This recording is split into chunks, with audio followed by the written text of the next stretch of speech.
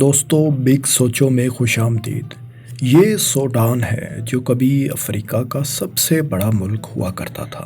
اس کا رقبہ تقریباً 25.5 لاکھ مربع کلومیٹر تھا، لیکن 2011 میں یہ ٹوٹ کر دو ممالک میں تقسیم ہو گیا۔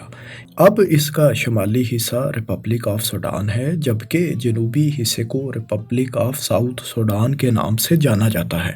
ساؤتھ یا جنوبی سوڈان 21ویں صدی میں آزاد ہونے والا ابھی تک کا سب سے آخری اور سب سے بڑا ملک ہے۔ دوستو آج سے تقریباً ایک دہائی قبل اس اتنے بڑے اسلامی ملک سوڈان کے ٹوٹنے کی وجہ آخر کیا تھی؟ کیا اس تقسیم میں تیل اور مذہب کا بھی کوئی کردار تھا؟ برطانیہ کا اس تقسیم میں تاریخی طور پہ کیا کردار رہا؟ کیا اب یہ دونوں ممالک امن و امان سے رہ رہے ہیں یا کوئی تنازع ان کے درمیان باقی ہے؟ آئیے یہ سب جانتے ہیں۔ دوستو سوڈان کی اس تقسیم کی تاریخ نوآبادیاتی دور سے ملتی ہے، جب 19ویں صدی کے اوائل میں سوڈان مصر کے کنٹرول میں تھا۔ اس صدی کے آخری سالوں میں مصر برطانیہ کی ایک کالونی بن گیا اور 1899 میں سوڈان کو ایک کنڈومینیم یعنی ایک ایسی ریاست کا درجہ دے دیا گیا جس پر برطانیہ اور مصر مل کر حکومت کر رہے تھے۔ اس دور میں سوڈان کے شمال میں عرب مسلمان اکثریت میں تھے، جبکہ جنوبی سوڈان میں اکثریت غیر مسلم افریقی قبائل کی تھی۔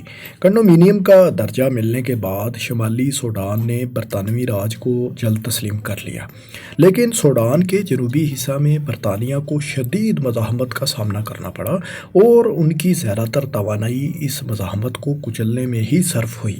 ایک ہی ملک میں دو مختلف طرح کے رسپانسز کی وجہ سے نوآبادیاتی طاقت نے یہاں حکومت بھی مختلف انداز میں ہی کی۔ شمال میں چونکہ مزاحمت کم تھی، لہٰذا برطانیہ یہاں ماڈرنائزیشن میں زیادہ دلچسپی لے رہا تھا اور انفراسٹرکچر وغیرہ کی تعمیر بھی اچھی خاصی ہوئی۔ جنوبی حصے میں برطانیہ نے کسی قسم کا انفراسٹرکچر وغیرہ تعمیر نہیں کیا، بلکہ یہاں بمشکل حالات کو ہی کنٹرول کیا جا رہا تھا۔ انفراسٹرکچر وغیرہ کی تعمیر نہ ہونے کی وجہ شاید یہاں ہونے والی مزاحمت ہی تھی۔ مزید یہ ہوا کہ 1922 میں برطانیہ نے شمالی سوڈان کے باشندوں کی 10th پیرالل لائن سے جنوب کی طرف نقل و حرکت پر پابندی لگا دی۔ ایسے ہی جنوبی سوڈان کے باشندوں کی بھی 8th پیرالل لائن سے شمال کی طرف نقل و حرکت پر پابندی عائد کر دی گئی۔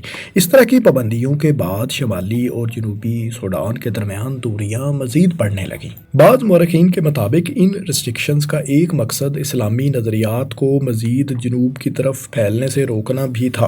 اس کے ساتھ ہی جنوبی سوڈان میں کرسچن مشنریز مقامی افریقی قبائل کا مذہب تبدیل کرنے میں بھی مصروف تھے۔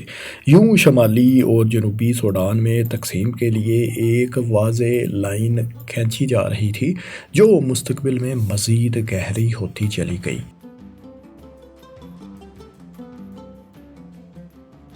دوستو سوڈان میں برطانوی حکومت کی تقسیم کی پالیسی آنے والی دہائیوں میں بھی جاری رہی۔ اس وقت نوآبادیاتی نظام کا خاتمہ بھی ہوتا جا رہا تھا اور برطانیہ نے 1956 میں سوڈان کو بھی بالآخر آزادی دینے کا فیصلہ کر لیا۔ سوڈان ایک عبوری آئین کے تحت آزاد ہوا تھا اور اب ملک کا ایک مستقل آئین تیار کیا جانا تھا، لیکن اس کی راہ میں دو مسائل تھے۔ پہلا مسئلہ یہ تھا کہ سوڈان ایک ایسا ملک ہوگا جس میں مرکزی حکومت زیادہ بااختیار ہوگی یا پھر صوبائی حکومتوں کو زیادہ اختیارات دیے جائیں گے۔ دوسرا مسئلہ یہ تھا کہ کیا یہ سوڈان ایک سیکولر ریاست ہوگی یا اسلامک۔ دوستو یہاں جنوبی سوڈان جو کہ رقبے اور آبادی دونوں کے لحاظ سے اقلیت میں تھا، کہ رہنماؤں کا خیال تھا کہ صوبوں کے پاس اختیارات زیادہ ہونا چاہیے۔ یہاں کے باشندوں کے حقوق کے تحفظ کے لیے وہ اس کو بہتر سمجھتے تھے، کیونکہ دوسری صورت میں جنوبی سوڈان کو اکثریتی شمالی سوڈانی حکومت کے ماتحت ہونا پڑ رہا تھا۔ شمالی سوڈان کے رہنما بھی ایسے نظام کو اپنانے سے کترا رہے تھے جس میں صوبوں کو زیادہ خود مختاری ملتی۔ اس صورت میں ان کو خدشہ یہ تھا کہ جنوبی سوڈان میں علیحدگی پسند نظریات کو مزید تقویت مل جاتی، جو شمالی سوڈان ہرگز نہیں چاہتا تھا۔ اس لیے شمالی سوڈان کے سیاستدان ہر صورت معاملات کو شمال اور مرکز کے کنٹرول میں ہی رکھنا چاہتے تھے۔ یہی مسئلہ مذہب کے حوالے سے بھی درپیش تھا۔ شمالی سوڈان کے رہنماؤں کا خیال تھا کہ سوڈان ایک اسلامی ریاست ہونی چاہیے، جبکہ اس پر جنوبی سوڈان کو شدید تحفظات تھے، کیونکہ اس صورت میں انہیں خدشہ تھا کہ شمالی سوڈان کے عرب مسلمان جو اکثریت میں تھے وہ ان کے ماتحت ہو جائیں گے، اور یہ بات ان کے لیے قابل قبول ظاہر ہے کہ نہیں تھی، لہٰذا وہ ایک سیکولر ریاست کے حامی تھے۔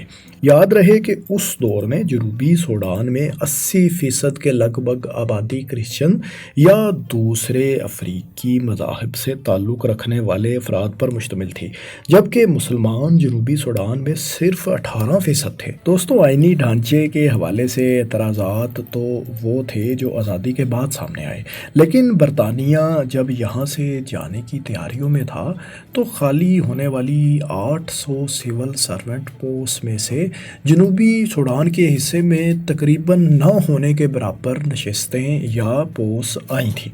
اس وقت سیاسی غیر یقینی کی صورتحال میں جب جنوبی سوڈان کے باغیوں کو کنٹرول کرنے کے لیے شمالی سوڈان کی فورسز نے طاقت کا استعمال کیا تو سوڈان میں سول وار کا آغاز بھی ہو گیا۔ جنوبی سوڈان کے باغیوں کا ایک ہی مطالبہ تھا کہ انہیں حکومت میں زیادہ سے زیادہ نمائندگی اور خود مختاری دی جائے۔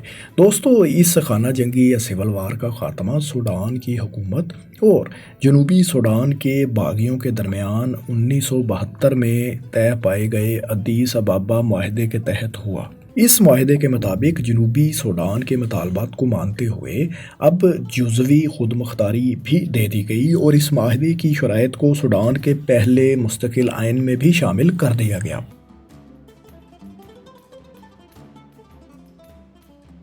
دوستو، شمالی اور جنوبی سوڈان کے درمیان پہلی سول وار کے بعد اگلے 11 سال تک کسی حد تک امن رہا، لیکن یہ امن دیر پا ثابت نہ ہوا۔ 1983 میں سوڈان کے صدر جو کہ ملٹری ڈکٹیٹر تھے، جعفر نمیری نے ملک کو ایک اسلامی ریاست بنانے کی طرف قدم اٹھاتے ہوئے پورے سوڈان میں شریعہ لاء کا نفاذ کر دیا اور جنوبی سوڈان کی خود مختاری کو بھی ختم کر دیا۔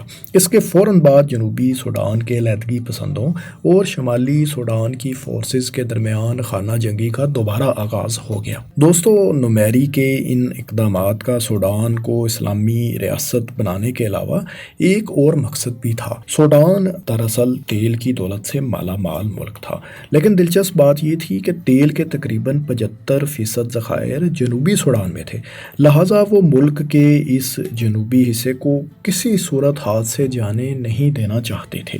نمیری کے بعد آنے والے صدور نے بھی جنوبی سوڈان کے حوالے سے ان پالیسیز کو جاری رکھا، اور یہ سول وار تقریباً 2 دہائیوں تک جاری رہی۔ اس جنگ میں تقریباً 20 لاکھ کے قریب افراد جان سے گئے، جبکہ 40 لاکھ لوگوں کو بے گھر ہونا پڑا۔ دوستو، لمبے عرصے تک چلنے والی اس سول وار کا خاتمہ بالآخر کمپریہنسو پیس ایگریمنٹ کے تحت ہوا۔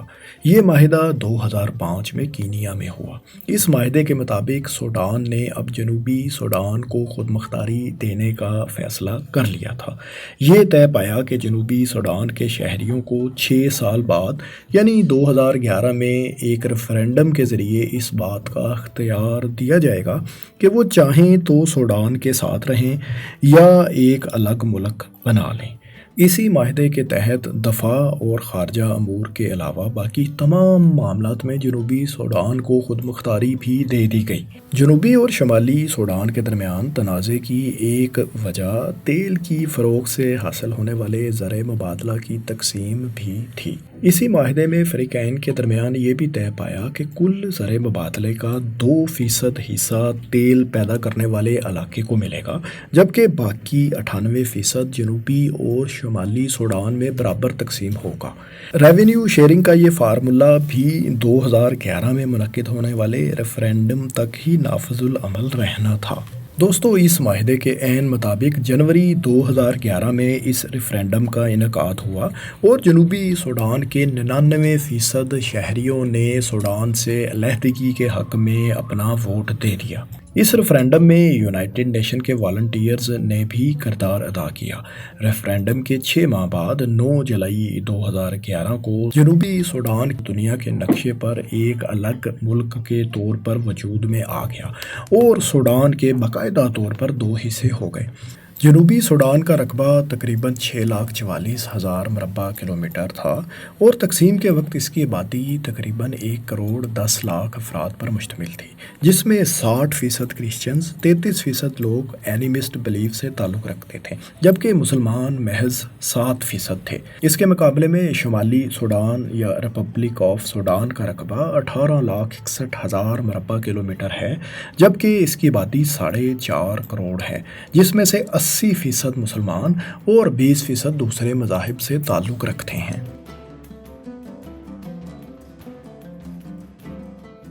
दोनों ममालिक की अलहदगी के बावजूद अब भी कुछ ऐसे मसाइल हैं जो इनके दरमियान हल तलब हैं। इनमें सबसे बड़ा मसला एक इलाके ब्याए की मलकियत का है। ये सूडान और जनूबी सूडान के बॉर्डर पर 4,000 मुरबा किलोमीटर का एक इलाका है, जहां 2011 में रेफरेंडम का इनेकाद नहीं हो सका था। इस इलाके में तेल के ज़खायर बड़ी मिकदार में मौजूद हैं। दोस्तों, इस इलाके में रेफरेंडम के मुलतवी होने की वजह वोटर्स की अहलियत के हवाले से इख्तलाफ है। दरअसल इख्तलाफ की वजह यहाँ का एक खाना बदोश कबीला है, जिसके बारे में सूडान का तो मौक़िफ़ है कि ये रेफरेंडम में वोट डाल सकता है। इस पर जनूबी सूडान को एतराज़ है कि ये कबीला रेफरेंडम में हिस्सा लेने का अहल नहीं। यही वजह है कि यहाँ आज तक रेफरेंडम का इनेकाद नहीं हो सका और ये इलाका दोनों ममालिक के दरमियान तनाज़ा बना हुआ है। दोस्तों, गैर मुनक़सिम सूडान के 75% तेल के ज़खायर पहले ही जनूबी सूडान के पास चले गए हैं। लिहाजा अब सूडान या शुमाली सूडान हर सूरत में ब्याए की मलकियत हासिल करना चाहता है। 2011 में जनूबी सूडान की अलहदगी के बाद यहाँ दोनों ममालिक की अफवाज के दरमियान होने वाली झड़पों के नतीजे में 1 लाख के करीब लोग हिजरत कर चुके हैं। इस वक्त ये इलाका दोनों ममालिक के कंट्रोल में है और कोई इसका हल नहीं निकाला जा सका। अब ब्याए के अलावा दोनों ममालिक के दरमियान काफिया किंगी, ब्लू नाइल और न्यूबा माउंटेन्स में भी कुछ इलाकों पर तनाज़ात हैं। दोस्तों, शुमाली और जनूबी सूडान के एक दूसरे से तनाज़ात के अलावा दोनों ममालिक में कई तरह के अंदरूनी तनाज़ात भी हैं, जिनमें सूडान के मगरबी दारफुर रीजन में 2003 से उनकी फ़ौज और गैर अरब बागियों के दरमियान जारी कशमकश भी है। यहाँ होने वाले पुरतशद्दुद वाक़यात और इंसानी हकूक़ की खिलाफ वर्जियों की वजह से सूडान को माजी में पाबंदियों का सामना भी करना पड़ा है। इसके अलावा सूडान और मिस्र के दरमियान हलाइब की मलकियत के हवाले से भी तनाज़ा चल रहा है। जनूबी सूडान आज़ादी के बाद भी कई तरह के मसाइल का शिकार रहा। यहाँ 2013 से 20 तक अपोजिशन और हुकूमत की फोर्सेस के दरमियान सिविल वार भी हो चुकी है। इसके अलावा जनूबी सूडान के कांगो और युगंडा के साथ भी बॉर्डर के इख्तलाफात चल रहे हैं। दोस्तों, शुमाली और जनूबी सूडान दोनों ही गरीब ममालिक हैं। सूडान की मईशत का ज़्यादातर इन्हसार गोल्ड, ज़रई और पेट्रोलियम मसनूआत की बरामद पर होता है। इसके मुकाबले में जनूबी सूडान की मईशत का पहिया ज़्यादातर पेट्रोलियम मसनूआत की बरामदात से ही चलता है। दोस्तों, जनूबी सूडान की अलहदगी के मतलब आपको ये हमारी मालूमाती वीडियो कैसी लगी और आप आइंदा किन टॉपिक्स पर मवाद देखना चाहेंगे, कमेंट्स में अपनी राय से आगाह करें। और इस तरह की मज़ीद मालूमाती वीडियोज़ देखने के लिए हमारे चैनल को सब्सक्राइब भी कर लें। शुक्रिया।